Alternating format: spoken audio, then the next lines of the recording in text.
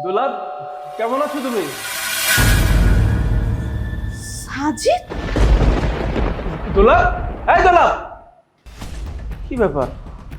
এত বছর পরে আমি প্রবাস থেকে দেশে ফিরলাম। দোলা কোথায় আমাকে দেখে খুশি হবে, আমাকে জড়িয়ে ধরবে, সেটা না করে ওইভাবে পালিয়ে গেল কেন? মা! হায় আল্লাহ, এই আমি কাকে দেখলাম? সাজিদ প্রবাস থেকে চলে আসছে। এটা এটা কিভাবে সম্ভব? আমার মাথায় কিছু কাজ করতেছে না। আল্লাহ, আল্লাহ, তুমি আমাকে এই কোন কঠিন পরীক্ষায় ফেললে? আমি তো ভাবছি সাজিদ মারাই গেছে। শুধু আমি কেন, আমার শাশুড়িও তো মনে করছে যে তার ছেলে প্রবাসে গিয়ে মারা গেছে। আমার শাশুড়ি আর আমার বাবা মিলে আমার দেবরের সাথে আমার বিয়ে দিয়ে দিছে। এখন আমি এই মুখ সাজিদকে কি করে দেখাবো? আল্লাহ, তুমি আমাকে এই কোন কঠিন পরীক্ষায় ফেললে? আমি এখন কি করব? আল্লাহ, আমাকে পথ দেখাও। আমি কিচ্ছু বুঝতে পারছি না, আমি কি করব? আমার কি করা উচিত এখন? আমি কোন মুখ নিয়ে সাজিদের সামনে গিয়ে দাঁড়াবো? যে মানুষটা আমাকে ভালোবেসে বিশ্বাস করে বিয়ে করেছে, আর আমি তার... না না, আমি এই মুখ সাজিদকে দেখাতে পারবো না। আমি কি করব? আমি কিচ্ছু বুঝতে পারছি না, কিচ্ছু বুঝতে পারছি না। মা! শ্রাবণ! মা, কোথায় তোমরা সবাই? মা! মা! বাবা, তুই বেঁচে আছিস? তুই বেঁচে আছিস বাবা? আমি আমি তো বেঁচে আছি মা, কিন্তু তুমি এভাবে কেন কথা বলছো মা? আমি কেন বেঁচে থাকবো না? আমি তো ভেবেছিলাম তোর সাথে কখনো আর দেখা হবে না। আল্লাহ যে তোকে আবার দেখাইলো, আল্লাহর কাছে হাজার হাজার শুকরিয়া। থাক মা, এভাবে কান্না বন্ধ করো। আসলে আমি একটা ঝামেলার মাঝে পড়ে গিয়েছিলাম বলে দেশে ফিরতে পারিনি। আচ্ছা বাদ দাও, শ্রাবণ কোথায়, দোলা কোথায়? আর মা, আমি দরজা খুলে যখন দোলাকে দেখলাম, দোলা কোথায় আমাকে জড়িয়ে ধরবে সেটা না করে ভয়ের রুমের মধ্যে চলে গেল। দোলা, শ্রাবণ, কই কই তোরা সবাই? মা, আমি বুঝতে পারছি না, আমি এত এত বছর পরে দেশে ফিরলাম, কোথায় তোমাদের সবার মুখে হাসি থাকবে, তুমি কান্না করছো, বলছো আমি বেঁচে আছি কিনা, এদিকে আবার তোলাও কেমন অবাক হয়ে চলে গেল। শ্রাবণ! ভাইয়া, তুমি তুমি ফিরে এসেছো? হ্যাঁ, আমি ফিরে এসেছি, কিন্তু আমি কিছু বুঝতে পারছি না, তোদের সকলের রিয়াকশন এমন কেন রে ভাই? এত বছর পর আমি দেশে ফিরলাম, কোথায় হাসি মুখে আমার সঙ্গে কথা বলবি, মাও এদিকে অবাক, দোলাও অবাক, আমি কিছুতেই কিছু বুঝতে পারছি না, কি হয়েছে তোদের? ভাই, তুমি কি বুঝতে পারছো না? আমরাই তো বুঝতে পারছি না হঠাৎ কোথা থেকে তুমি চলে আসলে। ভাইয়া, তুমি যে প্রবাস চলে গেলে, যাওয়ার পর তো তুমি আমাদের সাথে কোনোভাবে যোগাযোগ করোনি। এমনকি এটাও বলোনি যে প্রবাসের নাম্বার, লোকেশন কিছুই বলোনি। আমরা আমাদের জায়গা থেকে অনেক চেষ্টা করেছি ভাইয়া তোমার সাথে যোগাযোগ করার, কিন্তু আমরা যোগাযোগ করতে পারিনি। এমনকি তুমি যে এজেন্সির মাধ্যমে প্রবাসে গিয়েছিলে, সেই এজেন্সিতেও যোগাযোগ করেছি, কিন্তু কিছুতে কিছু হয়নি ভাইয়া। আমরা অনেক চেষ্টা করেছি তোমার খোঁজ খবর নেওয়ার, কিন্তু খোঁজ খবর নিতে পারিনি। তোমার অপেক্ষা করতে করতে মা, দেখো মায়ের কি অবস্থা হয়েছে। মা কান্নাকাটি করতো সবসময়, তোমার জন্য দোয়া করতো যাতে তুমি ভালো থাকো যেখানেই থাকো। কিন্তু একটা সময় এমন অবস্থা হয়ে গেল, এলাকার লোকজন, আত্মীয় স্বজন সবাই বলা বলে শুরু করলো তুমি হয়তো আর বেঁচে নেই। এগুলো শুনতে শুনতে আমরাও বিশ্বাস করে নিয়েছিলাম যে তুমি হয়তো আর বেঁচে নেই, হয়তো বা তোমাকে আমরা কোনোদিন দেখতে পাবো না। তবে ভাইয়া, তুমি যে এভাবে চলে আসবে, সত্যি এটা অবাক করার বিষয়। তবে ভাই, আমি একটা জিনিস বুঝতে পারছি না, তোমার সাথে কি হয়েছিল, কি এমন হয়েছিল যে তুমি প্রবাস যাওয়ার পর আমাদের সাথে আর যোগাযোগ করনি, কোনো খোঁজ খবর নেওনি? কি হয়েছিল ভাইয়া, বলো তো। ভাইরে, তোদের সবাইকে দুঃখের কথা আর কি বলবো, সবই আবার নিয়তি, জানিস তো। মা, তুমি তো তোমার সন্তানকে প্রবাসে পাঠিয়েছিলে একটা সুন্দর ভবিষ্যতের জন্য, তাই না? আমিও তো সেই আশা নিয়ে প্রবাসে পাড়ি দিয়েছিলাম। প্রথম প্রথম সব কিছু ভালোই চলছিল, জানিস তো। কিন্তু যে কোম্পানিতে আমার চাকরি হয়, ওই কোম্পানির মালিক গোপনে মাদক দ্রব্য বেচা কেনা করতো। কোম্পানিতে একদিন পুলিশের রেড পড়ে, মালিক পক্ষ তো পালিয়ে যায়, সমস্ত দোষ এসে পড়ে আমার ঘাড়ের ওপর। ব্যাস, আমার জীবনের মোড় বদলে যেতে শুরু করলো। কোনো কথা নেই, বার্তা নেই, আমাকে সোজা জেলখানায় তারা ভরে দিল। এমনকি মা আমার পাসপোর্ট, আমার টাকা পয়সা, ফোন সব কিছু তারা তাদের কাছে রেখে দিল। আমি যে তোদের সঙ্গে যোগাযোগ করব সেই ব্যবস্থাও আমার ছিল না। জেলখানায় যখন থাকতাম সবসময় আমার এই মায়ের মুখটা আমার মনে পড়তো। মনে হতো আমার মাটা কি করছে এখন, আমার মা আমার জন্য হয়তো কান্না করছে এখন। তুই আমার ছোট ভাই, তোর মুখটা মনে পড়তো। আমার বউ, যাকে বিয়ে করে বেশি দিন সংসার আমি করতে পারিনি, এই বউটার মুখ মনে পড়তো। কিন্তু আমি বা কি করতাম ভাই বল? আমি তো নিরুপায় ছিলাম। আমি তো এটাও শিওর ছিলাম না যে জীবন আর কোনোদিন জেল থেকে বের হতে পারবো। ইতালির জেল বলে কথা, বুঝতেই পারছিস। আল্লাহর অশেষ রহমত যে কোনো একটা ভালো কাজের জন্য জেল থেকে আমাকে জলদি ছেড়ে দেয়। আর জেল থেকে ছাড়া পাওয়ার পরপরই আমি আর এক মুহূর্তই দেশে থাকিনি। আমার কাছে যা টাকা পয়সা ছিল সব কিছু নিয়ে আমি দেশে চলে আসছি। আমি তো এটা বুঝতে পারছি না যে তোরা সবাই এত সহজে ধরে নিলে যে আমি মারা গেছি। মা, তুমি তো আমার মা, মায়ের মন তো কখনো মিথ্যা বলে না। তোমার অন্তত আল্লাহর উপর এতটুকু ভরসা রাখা উচিত ছিল না যে তোমার সন্তান এখনো বেঁচে আছে? বলো। হ্যাঁ, বিশ্বাস ছিল আল্লাহর কাছে, এই জন্য তো তোকে আবার ফিরে পাইছি বাবা।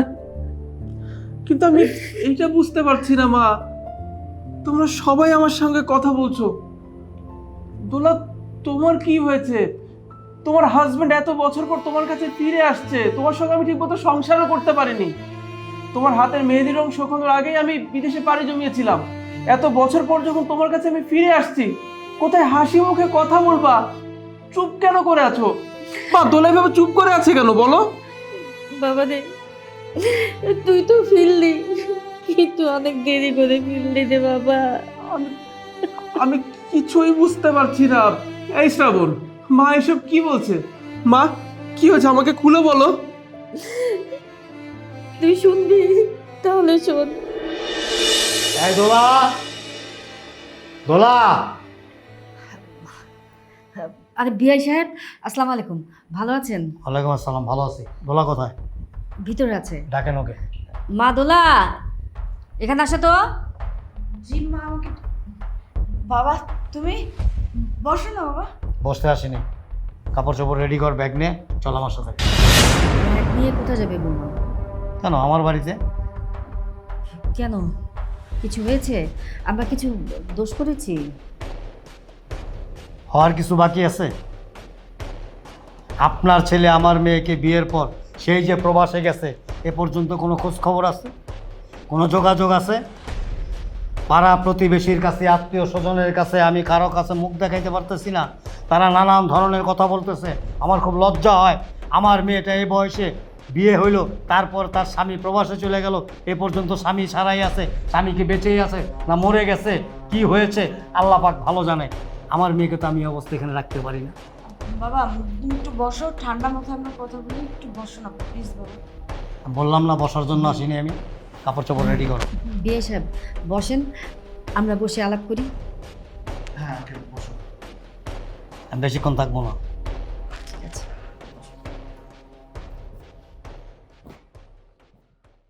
কি বলবেন বলেন। ভাই সাহেব, আপনি তো জানেন আমার ছেলে প্রবাসে গিয়ে ওর কোনো খোঁজ খবর নাই।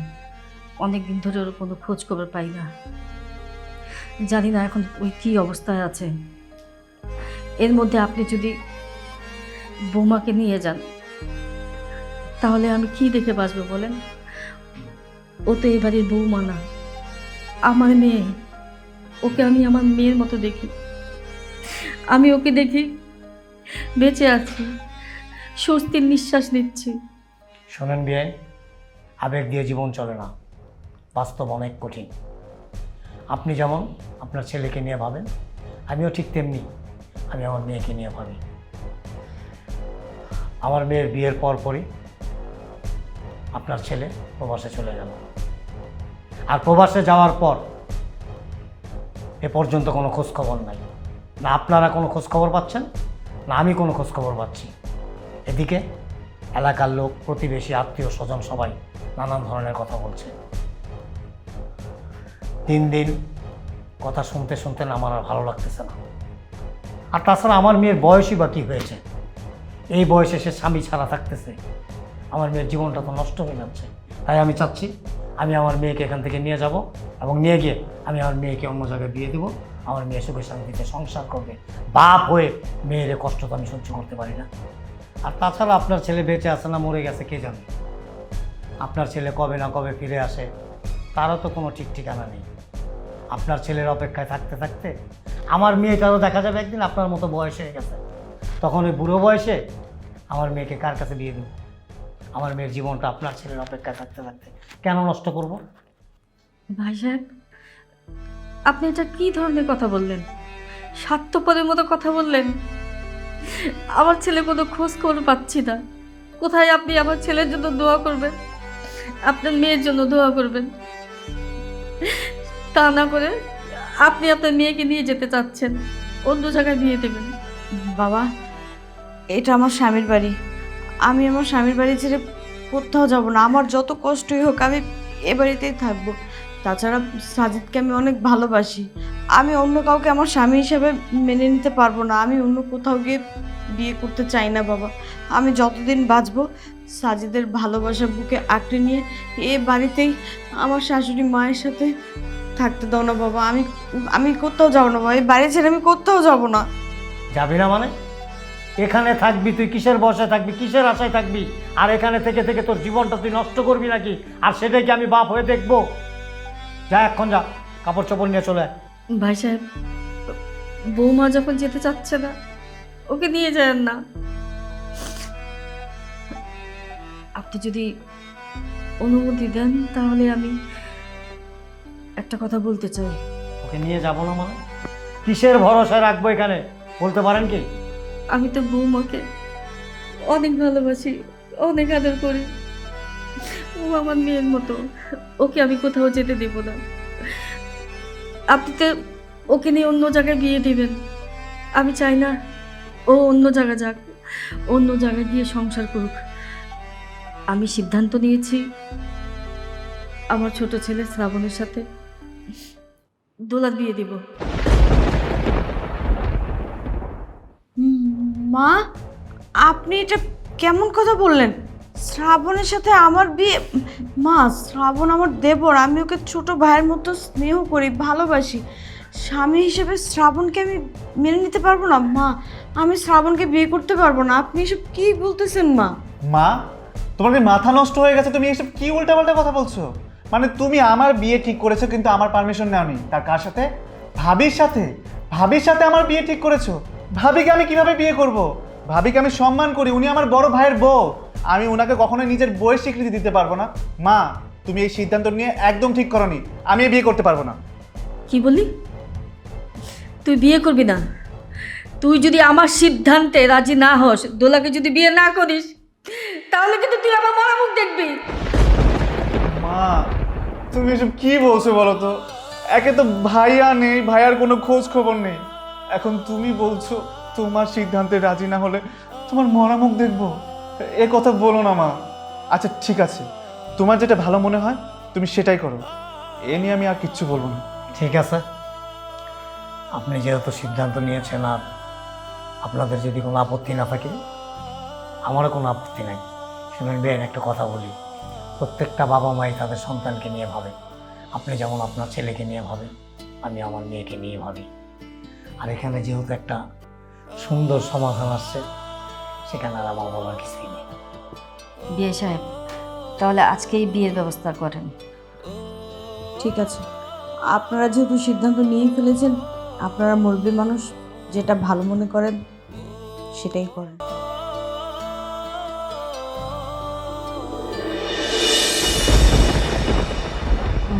মা, মা, তুমি এইটা কি বললা? দোলার বিয়ে হয়ে গেছে, তাও আবার আমার ছোট ভাইয়ের সাথে? শ্রাবণ ভাই, তুই না আমার ছোট ভাই, তুই এমন একটা কাজ কি করে করতে পারলি রে ভাই? ওরা সম্পর্কে তোর ভাবি হতো। আরে মাত্র কয়েকটা বছর তোদের সঙ্গে আমার যোগাযোগ ছিল না, তাতেই তোরা ধরে নিলি যে আমি মারা গেছি। আরে এই দোলা, ও আমি তো এখন আর তোমার হাজবেন্ড না, আমি তো পরপুরুষ। তোমার ভাসুর হয়ে গেছি না আমি এখন। তোমার কাছে যাওয়ার অধিকার তো আমার এখন নাই। কি করে করতে পারলা দোলা তুমি এমন একটা কাজ? না হ্যাঁ? এতটুকু বিশ্বাস ছিল না আমার উপর? একটু অপেক্ষা করতে পারলে না আমার জন্য? মানুষ তো বছরের পর বছর তার হাজবেন্ডের জন্য অপেক্ষা করে, এমন প্রবাদে কত শুনছি। আর মাত্র কয়েকটা বছর আমার কোনো খোঁজ খবর ছিল না, বিয়ে করে ফেললা। এই আমার প্রতি তোমার ভালোবাসা ছিল? আর শ্রাবণ ভাইরে, তোরা সেই ছোটবেলা থেকে আমি মানুষ করছি, কত আবদার করছিস তুই আমার কাছে, কখনো কোনো আবদার তোর আমি অপূর্ণ রাখি নাই। তোর ভাবিকে তুই এভাবে বিয়ে করতে পারলি ভাই? তোর কি একটু বুক কাঁপলো না? প্রথম যেদিন ওকে আমি বিয়ে করে বাড়িতে আনছিলাম ভাই, তুই ওকে দেখে কত লজ্জা পেতি, তোর কথা মনে আছে? কত সম্মান দিয়ে কথা বলতি। আর আজ সেই মানুষটার সঙ্গে তুই সংসার করছিস, সেই মানুষটাকে বউ বানালি, তোর কি একটাবার বুকটা কাঁপলো না?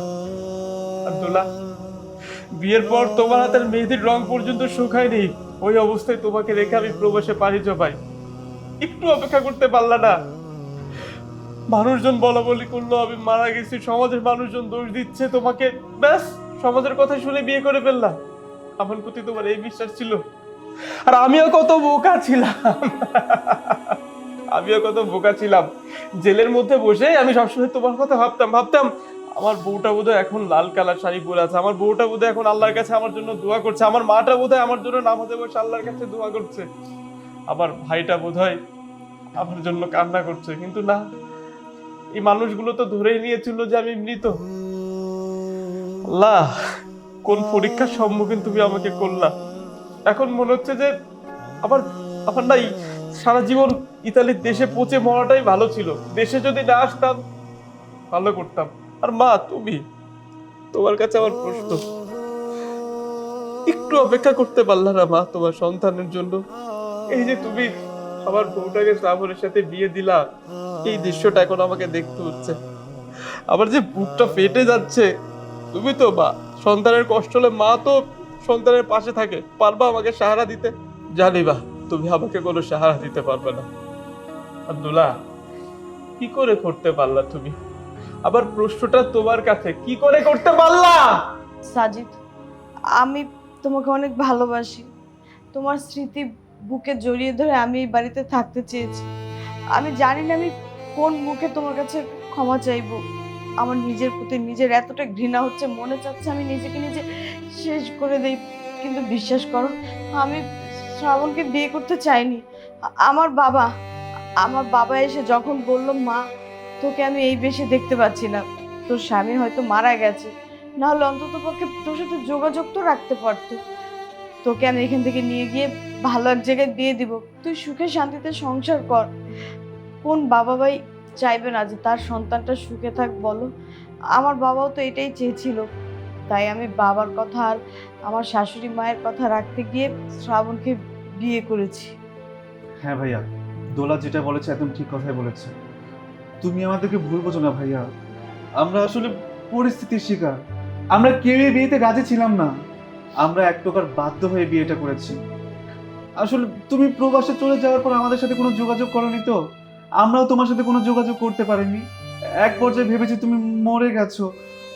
আর দোলার বাবা এই বাড়িতে এসে বলছিল তাকে নিয়ে যাবে, কিন্তু তুমিও নেই। এখন যদি দোলাকেও বাসা থেকে নিয়ে যায় তাহলে মা কার মুখ দেখে বাঁচবে বলো তো? এর জন্য মায়ের মুখের দিকে তাকিয়ে আমি দোলাকে বিয়ে করতে বাধ্য হয়েছিল। তবে বিশ্বাস করো, তুমি যেরকম আমাদেরকে ভালোবাসো ভাইয়া, আমিও তো তোমাকে ভালোবাসি। তোমার বউকে আমি বিয়ে করবো এটা কখনো হতে পারে? শুধুমাত্র পরিস্থিতির কারণে এই বিয়েটা করতে আমরা বাধ্য হয়েছি, আর কোনো কিছু না। তুমি অন্তত আমাদেরকে ভুল বুঝো না ভাইয়া, ভুল বুঝো না। হ্যাঁ বাবা, আমাদের কোনো উপায় ছিল না, আমরা পরিস্থিতির শিকার। এখানে শ্রাবণেরও দোষ নাই, দোলারও দোষ নাই। আমি কি করতাম বলতো বাবা? তোর কোনো খোঁজ খবর পাচ্ছিলাম না, সবাই বলা বলি করতে করতে আমি একবার ভেবে দিয়েছিলাম আমার সন্তান হয়তো বা বেঁচে নাই, কিন্তু তারপরেও আমি আল্লাহর কাছে দোয়া করতাম, আল্লাহ আমার সন্তান যেন আমার কাছে ফিরে আসে। বাবা তুই তো আসলি, কিন্তু অনেক দেরি করে আসলি। আমি কি করতাম বল? আমাদের লক্ষ্মী বৌমাটাকে আমি তো হারাতে চাই নাই, তুই ছিলি না, কিন্তু আমি তো বৌমার মুখ দেখে বেঁচেছিলাম। আমি চাই নাই ওকে হারাতে, অন্য জায়গায় ও চলে যাক, অন্য জায়গায় ও সংসার পাতুক। আমি পরিস্থিতির শিকার হয়ে আমি শ্রাবণের সাথে দোলাকে বিয়ে দিয়েছি।